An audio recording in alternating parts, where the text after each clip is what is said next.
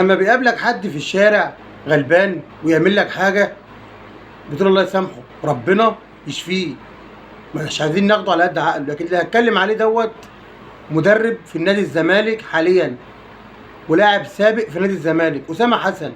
اسامه حسن غلاوي ومشهبل، يعني واعي هو بيقول ايه، واعي هو بيقول ايه. يطلع يقول على اسياده النادي الاهلي لو رجاله، ولو نادي رجاله وصاحب قيم ومبادئ يسيب محمد شريف؟ النادي الاهلي طول عمره ما بيردش على اللي زيك، احنا هنرد عليكم. بس انت عارف ومتاكد ان النادي الاهلي كله رجاله. العيب فيك انت، العيب فيك انت. ما هم حد يطلع يتكلم على حد يبقى بالعيب فيه. طالع تقول على اسيادك النادي الاهلي لو انتوا رجاله سيبوا محمد شريف وان انتوا تقفوش على حد. مشكله البني ادم ده يا جماعه اللي انا بتكلم عنه، وهسمعكم دلوقتي هو قال ايه. اسمعهم ونرجع نتكلم. نيجي بقى لمحمد شريف. طبعا كله مستني اتكلم على محمد شريف. ما دام انتوا رجاله كده والنادي ما بيقفش على حد، والنادي عمره ما واقف على لاعب ولا مدرب، وطول عمره نادي اصحاب بطولات ومبادئ وقيم، لو رجاله سيبوا محمد شريف.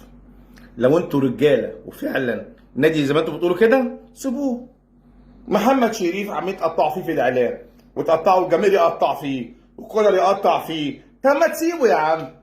ما انت اتكلمت على ايمن اشرف وحش، قلت انك مش عايزه. ما تقول انت كمان انت مش عايز محمد شريف يا عم. ما تقول يا عم، والله مستنيها منك. بس انا مش هتكلم. مش هتكلم والله. المعلومه وصلت.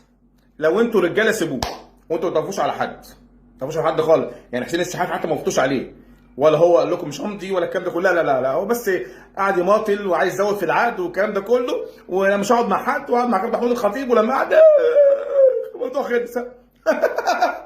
علينا الكلام ده حط شروطه غصب عنكم، وقعد مع كابتن الخطيب ما عادش مع حد غيره. والصوره جت مين بقى؟ محسن صالح والتاني اسمه ايه ما اعرفش ايه، امير توفيق. يا هم اللي جدوا له. وربنا شفتم يا جماعه؟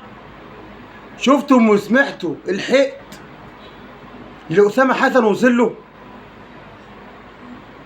ما يرضاش ربنا بقى؟ يرضى اي حد بيتفرج؟ يرضى اي حد بيسمع؟ وطالع ولابس عبايه وطالع تغلط في الناس، قلت لك اصل انا كنت بصلي. صلي ايه يا عم؟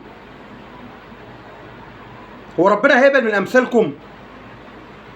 اوعى تفكر ربنا هيرضى من اللي انت بتقوله دوت. وانت بتعمل ده كله عشان ترضى مين؟ ترضى واحد عشان يشغلك؟ طالع كل يوم بتجرح في لعيبه الاهلي ونادي الاهلي يا اسامه يا حسن عشان تشتغل. قلت لكم هنلاحقها منين ولا منين؟ وعهد الله يا اهلي الله يكون في عونك. وانت مش شاغل دماغك بيهم. وقلت لكم النادي الاهلي سايبنا احنا وانتم له للاشكال اللي زي ديت.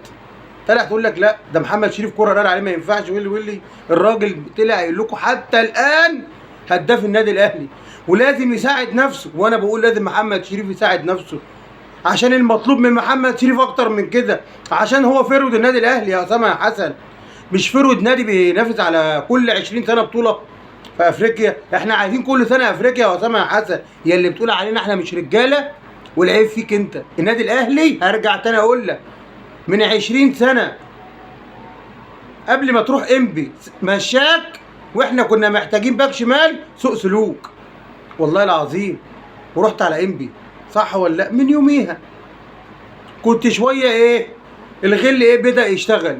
لكن رحت الزمالك الحقد ملا القلب، الحقد ملا القلب. وكل يوم طالع تتكلم على لعيبه الاهلي. هو انت عامل فيها ابو العريف؟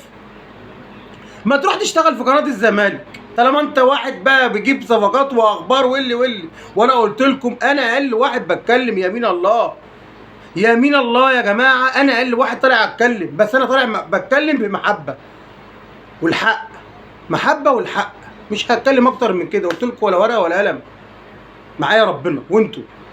بس ما يرضاش اللي احنا بنسمعه ده. اما النادي الاهلي يتقال عليه الكلام دوت، كل البطولات اللي النادي الاهلي بياخدها ويطلع يقول لك لو رجاله، وطالع تقول لو امام عاشور راح الاهلي وادوله كل يوم مليون جنيه، مش هيروح الاهلي؟ احنا هندي لامام عاشور كل يوم مليون جنيه؟ والله العظيم انت ما عارف تتكلم. والله العظيم يا اسامه يا حسن انت مفلس كلام. والله من ابو يوسف الاهلاوي ليك يا اسامه يا حسن يا مدرب الزمالك بالناشئين، انت مفلس كلام ومش عارف تبيع حتى الكلام، مش عارف تبيعه. خلاص، ما هو ربنا مسلط عليك لسانك، ربنا مسلط عليك لسانك، طالع تتكلم عن النادي الاهلي بالالفاظ ديت، والنادي الاهلي بيخطف وبيعمل اللعيبه واللي عيب. ده الشغل ده اتعمل في المصطبه. الشغل اللي اسامه حسن ده بيتعمل مغزى في المصطبه، اما يكون مغزى كده ايه انتوا عارفين بيتقال ازاي. الشغل التوقيع ده قلت لكم والله العظيم ما حد جاب الزمالك الارض الا انتم وامثالكم. مش عارفين بعض وبيتكلموا بعض على غش، تشتموا بعض كل يوم وتطلعوا الصلاه تاني يوم تصالحوا بعض، عشان مفيش كبير عادل، مفيش كبير بيقول الحق واللي بيغلط بيحاسبه. كلكم بتجرحوا ببعض على حساب الزمالك، وجمهور الزمالك يستاهل كده واوسخ من كده. اللي هو ساكت على المهزله دي خلاص يستاهل بقى اللي هو عايزه بقى. طب ما تلومش على رئيس نادي الزمالك، محدش يلوم عليه ولا يلوم على الاداره، لوم على الجمهور. انت واحد في الاداره بياخد قرار غلط وكله بيقول امين، خلاص يا عم اعمل اللي انت عايزه بقى. انا مش زعلان منك، انا مش زعلان كل اللي من الجمهور دلوقتي. جمهور متعصب، ما هيسمعوا اللي هيجيبوا منين يعني؟ اسامه حسن ده هيجيبوا من بره؟ ما هو متربي على الغل، بيدرب الناشئين الصغيرين على الغل، مدرب الناشئين جايبينه مدرب ناشئين. واحد غلاوي يدرب ناشئ ازاي؟ هيقول له ايه؟ اما تقابل واحد لابس فنه حمراء تمر رجله هيقول له كده؟ امال هيقول له ايه؟ هيقول له لو لقيت واحد في النادي الاهلي واقع خد ايده عمره ما يطلعها من لسانه.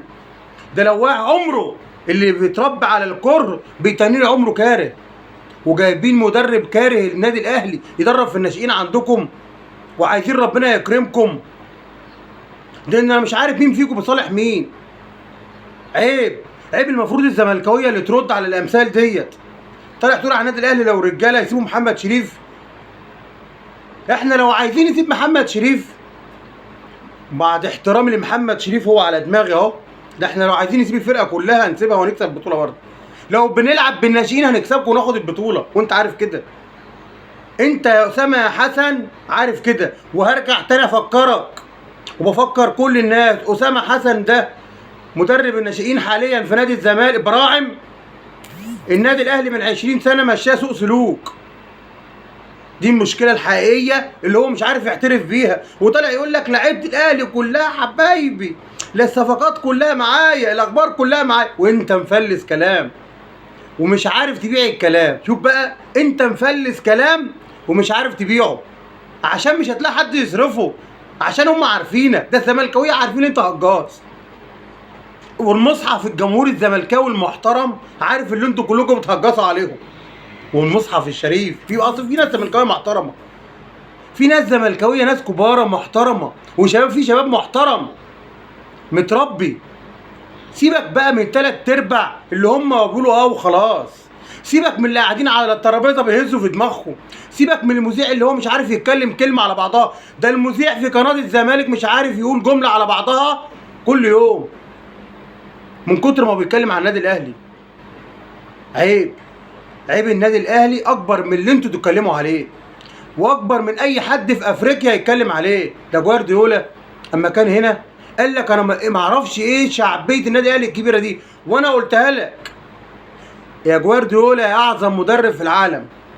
هتعرف انت عرفت هنا شعبيه الاهلي، بس هتشوف شخصيه النادي الاهلي بلعبته في كاس العالم للانديه ان شاء الله بدون مقاطعه من ابو يوسف الاهلاوي، وجها لوجها ان شاء الله في النهائي، وجها لوجها في النهائي في كاس العالم للانديه. وسجل يا عم انت وهو، وبامر الله لو حيانا ربنا شهر 12 نبقى كلنا في السعوديه من كر عالم تلاقوا ابو يوسف الاهلاوي في قلب الملعب. مش هتيجي الا بربنا وبيكم يا احسن ناس يا احسن ناس. سلام عليكم.